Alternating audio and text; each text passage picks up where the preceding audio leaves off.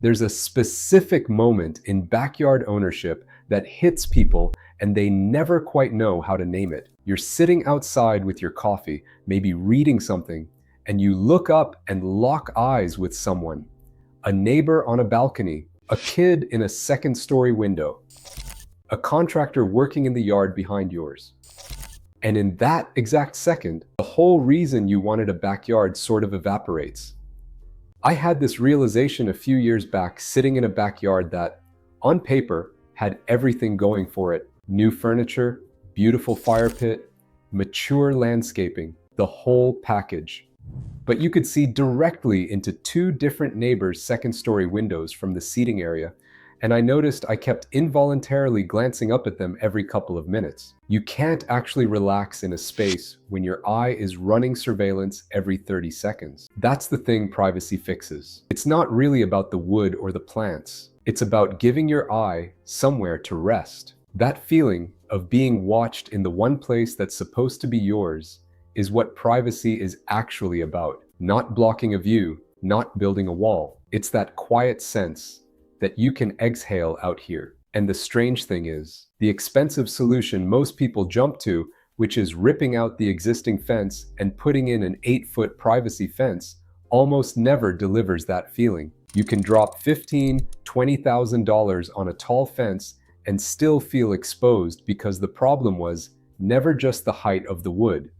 What I want to walk you through is the moves that actually work, most of which cost a tiny fraction of a new fence. Some you can pull off this weekend, some take a season or two to fill in. All of them, done right, give you that sense of being held in your own yard. Start with what designers call layered screening, because once you understand it, you stop thinking about privacy as tall wall and start thinking about it as depth. Most people's instinct on privacy is to go higher. One tall hedge, one tall fence, done. The problem is your eye reads a single flat plane as a barrier, not a garden. It actually emphasizes the height of whatever you're trying to hide because there's nothing in front of it to soften the line.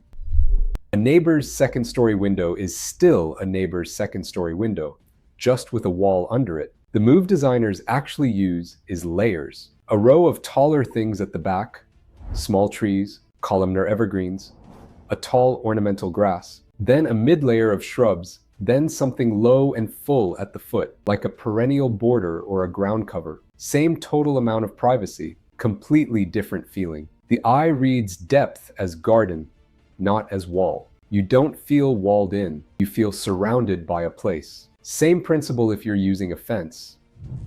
Don't leave it bare. Plant something in front of it. Even 3 feet of depth in front of an ordinary 6-foot fence makes the fence look intentional instead of defensive. Bamboo deserves its own moment because everyone asks about it, and there's a right and a wrong way that you absolutely have to know before you buy a single plant. Bamboo done right is genuinely the fastest tall screen you can plant. 10 to 15 feet of dense screening in 2 or 3 seasons. It moves in the wind. It sounds incredible. The light through it in the late afternoon is unreal. You see it constantly in expensive landscape photography for a reason. But there's a giant catch. Running bamboo, which is what most big box stores will sell you unlabeled, will eat your yard. It will also eat your neighbor's yard. It sends underground runners that can travel 20 feet from the original plant and pop up wherever they want. There are real lawsuits over bamboo crossing property lines. I'm not being dramatic. I know somebody who planted what looked like a nice tall screen and 3 years later was paying thousands to have it excavated because it had crossed into the neighbor's vegetable beds. He still talks about it like a war story. What you want is clumping bamboo, Fargesia, Bambusa multiplex, anything in that family. It grows in a tight, contained clump. It stays where you put it. It costs a little more upfront. It doesn't take over your life. Ask for clumping specifically by name. If the nursery person hesitates or doesn't seem to know the difference, walk out and find a real nursery. Here's an upgrade nobody talks about because it sounds too soft. Outdoor curtains. I mean it. Heavy weather-resistant outdoor curtains hung on a pergola, an awning frame, even a tension rod between 2 posts will completely change how private a seating area feels. They block sight lines from a specific angle, the neighbor on the second floor, the house across the back fence, and they soften the entire space at the same time. You pull them open when you want the view. Pull them closed when you want the cocoon. I'll be honest, I rolled my eyes at the idea the first time I saw it. Looked too residential magazine to me. Then I sat under a pergola with curtains on a windy afternoon, the fabric pulling in the breeze, and I was sold inside 15 minutes. A pair of weather-rated outdoor curtains is $60 to $120. The hardware is cheap. You do it on a Saturday afternoon, and by Saturday evening, the patio feels twice as enclosed. While we're on the soft stuff, shade sails. Most people think of shade sails for sun, but they double as an overhead privacy screen, and that's the underrated part. Because here's the thing nobody warns you about: the reason most patios feel exposed isn't actually the sides, it's the sky. A neighbor's second story can see straight down into your yard, and fence height does literally nothing for that. A shade sail mounted between two posts at the right angle blocks that overhead sightline completely. It's why a covered patio feels so different from an open one. It's not about the shade, it's about the ceiling. A good HDPE shade sail runs $90 to $150. The posts and tensioning hardware add a few hundred. For under $500 total, you can transform a patio that feels exposed into one that feels held. Cedar slat screens might be the single best weekend project on this whole list. A simple freestanding cedar panel, vertical or horizontal slats with consistent spacing, mounted into a metal base or sunk into concrete footings, gives you architectural privacy for a tiny fraction of what a real fence costs. You build the frame, screw the slats on, stain or oil them, set the screen where you need the view blocked. The whole thing reads as designed. Real designers charge real money to build these. They're not complicated. A 6-foot tall, 8-foot wide cedar slat screen runs $200 to $300 in materials and one weekend of your time. I built one of these for my own yard a few years ago. First attempt, I spaced the slats too far apart trying to save money on materials, and the whole thing came out looking like a half-finished fence. Took it down, redid it tighter. The second version is one of my favorite features in the entire yard. Spacing matters more than you think. The trick to making it look expensive instead of like a project is consistent spacing, ideally a slat width and a half between each, and matte black hardware. Black hardware on cedar is the look. Skip shiny brass screws. They'll fight you visually every time. Trellis with climbing plants is the next move, and this one's nearly free if you already have a fence. You attach a simple trellis directly to your existing fence, wire grid, cedar lath, whatever style fits the house, and plant a fast climber at the base. Within a season or two, you've added 2 or 3 feet of soft green height on top of your fence without doing any structural work to it.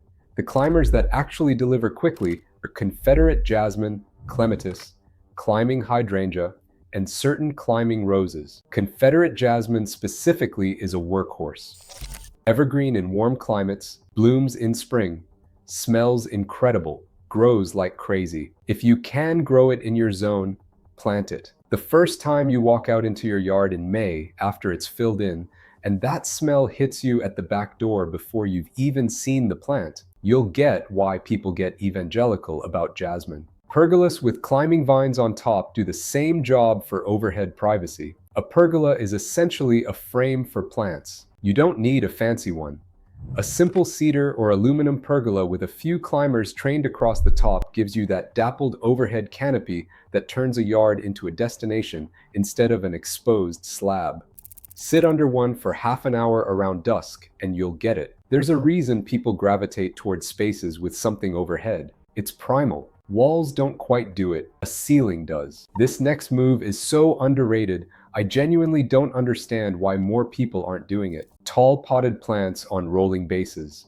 Movable screens, basically. You buy 3 or 4 large planters, 24 to 30 inches tall, bigger the better. Put plant dollies under them, fill them with something tall and architectural. Boxwood columns, bamboo in a pot, tall ornamental grasses, Italian cypress in warm climates. Then you roll them where you need them. Block the angle from the neighbor's deck during a dinner party. Open the space back up the next morning when you want sun. The flexibility is wild. And the cost is mostly the pots themselves. Maybe $400 for a meaningful screen you can rearrange anytime you want. It's like having a Murphy bed for privacy. Fence toppers are criminally underused. If you already have a 6-foot fence and your county allows it, you can add a lattice or open trellis topper that extends the height another 2 feet. The reason this works visually is that open lattice reads as garden architecture, not as a taller fence. 2 extra feet of solid wood looks like prison. 2 extra feet of lattice with vines growing through it looks like a courtyard. Same height, completely different feeling. A run of lattice topper for a typical backyard fence is $200 to $400 and a weekend's work. Honestly, it might be the highest impact move per dollar on this entire list. A landscape designer said something to me at a dinner a few years ago that I keep coming back to. She told me the real secret to a backyard that feels private isn't blocking every single sightline. It's giving yourself one really good framed view to look at while everything else fades into the background. Once she said it, I started seeing it in every great backyard. The yards that feel the most peaceful aren't the ones where you can't see anything. They're the ones where what you do see is so considered: a beautiful tree, a planted corner, a single piece of garden art at the end of a path, that your eye lives there instead of wandering toward the neighbor's siding. Privacy is partly about what you block, partly about what you frame. Both halves matter. Last practical one, and this one's sneaky, but it really works. Strategic single trees. You don't always need a hedge. Sometimes one well-placed tree solves your entire privacy problem. The move is figuring out exactly where the sight line you're worried about is coming from. Sit in your patio chair, look up, find the actual window or angle that bothers you, then placing one multi-stem tree directly in that line. A serviceberry, a small magnolia, a clump river birch, an ornamental pear. You're not screening the whole yard. You're putting a beautiful object in front of the one thing you don't want to see. A specimen tree at a good nursery runs $200 to $500. Compared to a fence, it's almost nothing, and it grows into more privacy every year for the next 30. Okay, last thought before I send you off. The mistake most people make with backyard privacy is going maximum. Tall fence everywhere, hedge everywhere, the works, $20,000, locked-in feeling. The yards that actually feel private, the ones you sit in and forget about the neighbors entirely, almost never look fortressy. They look layered, soft, enclosed but breathing. Privacy at its best feels like being inside a room, not inside a vault. If you got something useful out of this, here's what I'd actually watch next. The video I did on outdoor living room mistakes pairs perfectly with this one, because privacy is half of what makes a backyard feel like yours.